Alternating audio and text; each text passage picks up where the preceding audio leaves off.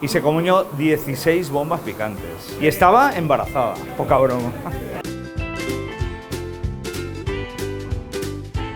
La bomba nació aquí en el barrio de Barceleta porque nosotros estamos en la Barceloneta. Somos los que inventamos la bomba hace ya más de 60 años. Mi abuela, María Pla, bueno, tuvo la original idea de ir haciendo pruebas hasta conseguir una croqueta, que es esta de aquí. Sería una especie de croqueta de patata. Entonces mi padre, que le gustaba mucho hacer salsas, hizo la salsa picante y la salsa de aioli. En aquella época la de picante se le llamaba de macho, por razones obvias, porque en aquella época eran machistas la gente. Y entonces comenzó a jugar con el tema de la salsa que picaba mucho, a ver quién era tan macho, quién era menos macho. Esto hacía que la gente viniera con amigos, dale una de macho, para reírse de él porque no aguantaba el picante. Evidentemente ahora esto se ha suprimido por razones obvias. Tú piensas que el récord de bombas picantes la tiene una mujer. No podemos juzgar el valor de cada persona por su género, ¿no? Hacer tapas aquí en el barrio, los primeros que comenzamos fuimos nosotros y alguno que otro más por aquí. Básicamente nos lo copiamos todo de los inmigrantes que venían de Andalucía, de Galicia, etcétera, y empezamos a hacer cositas a la plancha. Porque la cocina entonces la teníamos para calentar